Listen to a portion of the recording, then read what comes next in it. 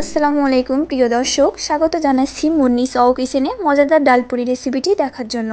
শুরু থেকে শেষ পর্যন্ত দেখবেন, আশা করি ভিডিওটি সবার ভালো লাগবে। ডালপুরি তৈরির জন্য শুরুতেই আমি একটি পাত্রে 1 কাপ পরিমাণ ডাল ঢেলে নেব। এরপর পরিষ্কার পানি দিয়ে ডালটি কষলিয়ে ভালোভাবে ধুয়ে নেব। এখানে ডালটি কয়েকবার পরিষ্কার পানি দিয়ে ভালোভাবে ধুয়ে নিতে হবে। ডালটি ভালোভাবে ধুয়ে নেওয়ার পর নর্মাল পানি দিয়ে 10 মিনিটের জন্য ভিজিয়ে রাখব। ভিজিয়ে রাখা ডালগুলো চুলায় একটি পাত্রে সিদ্ধ করার জন্য বসিয়ে দিলাম। এখানে 1 কাপ ডালের জন্য 2 কাপ পানির প্রয়োজন হবে। সাথে হাফ টি স্পুন হলুদের গুঁড়া, স্বাদ মতো লবণ দিয়ে মিডিয়াম লো হিটে ডালটি সিদ্ধ করার জন্য বসিয়ে দিব। এরই মাঝে ডো তৈরি করার জন্য আমরা একটি পাত্রে 2 কাপ পরিমাণ ময়দা নিয়ে নিলাম।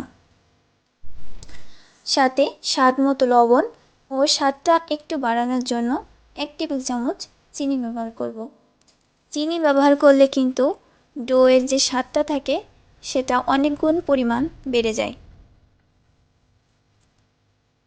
এ পর্যায়ে আমরা শুকনো উপকরণগুলো একসাথে ভালোভাবে মিশিয়ে নেব।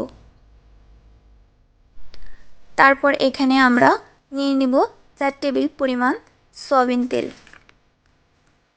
প্রতি 1 কাপ ময়দার জন্য 2 টেবিল চামচ তেলের প্রয়োজন হয়। আমরা হাত দিয়ে ভালোভাবে উপকরণগুলো মিশিয়ে নেব,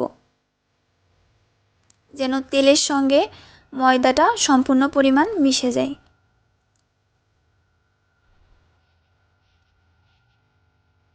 মাখতে মাখতে আপনারা বুঝতে পারবেন যে এখানে আর অতিরিক্ত তেলের প্রয়োজন হবে কিনা। খেয়াল রাখতে হবে, এমন দলাপাকা থেকে যদি আলতোভাবে চাপ দিলে ভেঙে যায় তাহলে তেলের প্রয়োজন হবে না। ডো এর জন্য এখানে আমি নর্মাল পানি দিয়ে দেব এবং ময়দার সঙ্গে ভালোভাবে মেখে নেব।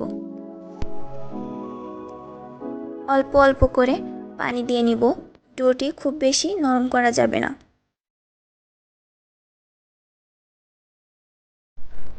ডোটি রেস্টে রাখার পর আপনা আপনি সেট হয়ে যাবে।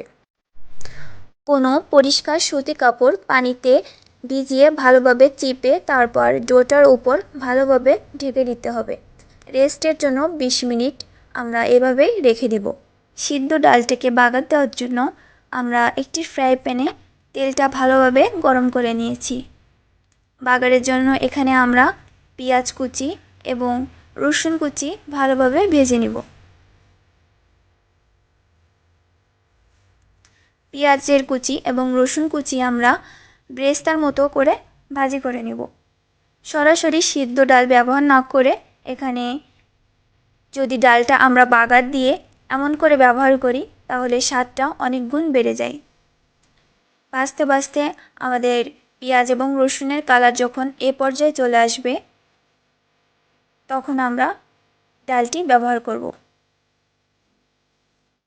সিদ্ধ করা ডালটি আমরা বাগারের ভিতর দিয়ে দিব। এই পর্যায়ে ডালটা আমরা ভালোভাবে মিশিয়ে নিব। অনবরত নাড়তে থাকবো, নিচে যেন লেগে না যায়। এই পর্যায়ে ডালে আমি ধনিয়া পাতা কুচি দিয়ে দিলাম। আমার মনে হয় যে কোনো রান্নায় ধনিয়া পাতা কুচি অ্যাড করলে রান্নার স্বাদটা অনেক গুণ পরিমাণ বেড়ে যায়। এরপর 1 চামচ মরিচের গুঁড়া, 1 চা চামচ পরিমাণ জিরার গুঁড়া ব্যবহার করব। যে যার পছন্দ মতো মরিচ কম বা বেশি করতে পারে। ধনিয়া পাতা কুচি এবং মরিচের গুঁড়া ডালের সঙ্গে ভালোভাবে মিশিয়ে নেব।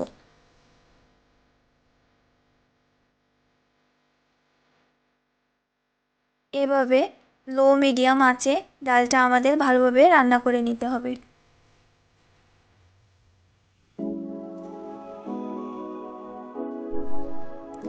রান্না করতে করতে ডালটা এমন শুকনো হয়ে আসলে ঠান্ডার জন্য রেখে দেব। আমাদের রেখে দেওয়া সেই ডোটি কিন্তু ভালোভাবে সেট হয়ে গেছে। আমরা আরেকবার ডোটি ভালোভাবে মেখে নেব। আপনারা দেখলেই বুঝতে পারবেন ডোটি কিন্তু আগের তুলনায় অনেক বেশি নরম হয়ে গেছে। লেচিগুলোর সাইজ খুব বেশি বড় না, খুব বেশি ছোট না, মাঝারি সাইজ করে কেটে নেব।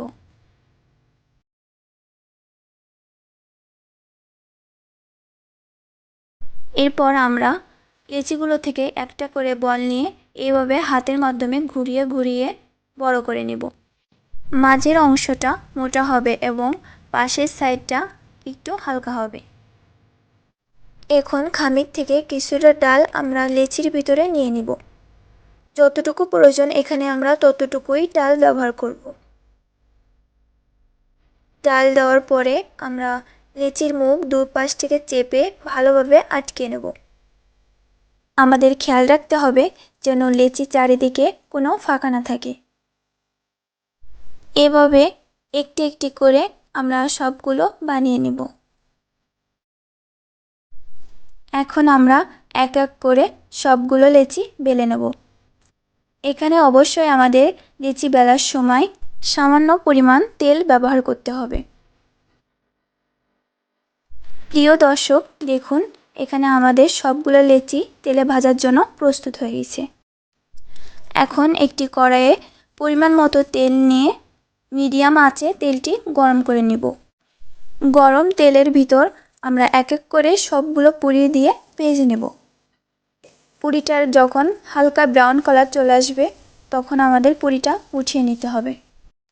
প্রিয় দর্শক, দেখুন আমাদের পুরিটাতে সুন্দর একটি কালার চলে আসছে। এখন আমরা পুরিটাকে উঠিয়ে নেব। একে একে সবগুলো পুরি ভাজি করে নেওয়ার পর পরিবেশনের জন্য আমার মজাদার ডাল পুরি একদমই রেডি। সো মজাদার সুস্বাদু ক্রিস্পি ডাল পুরি পরিবেশনের জন্য আপনারা চাইলে বিভিন্ন রকমের চাটনি, টমেটো কেচাপ, সালাদ, কাঁচামরিচ ইত্যাদি উপকরণ নিতে পারেন। আমি এখানে সিম্পলি পেঁয়াজ কুচি এবং টমেটো কেচাপ দিয়ে পরিবেশন করেছি। নতুন কোনো মজাদার রেসিপি নিয়ে আবারও আপনাদের মাঝে হাজির হব। ততক্ষণ পর্যন্ত ভালো থাকুন, সুস্থ থাকুন। আল্লাহ হাফিজ। ভিডিওটি ভালো লাগলে লাইক, কমেন্ট অ্যান্ড সাবস্ক্রাইব করে পাশে থাকবেন।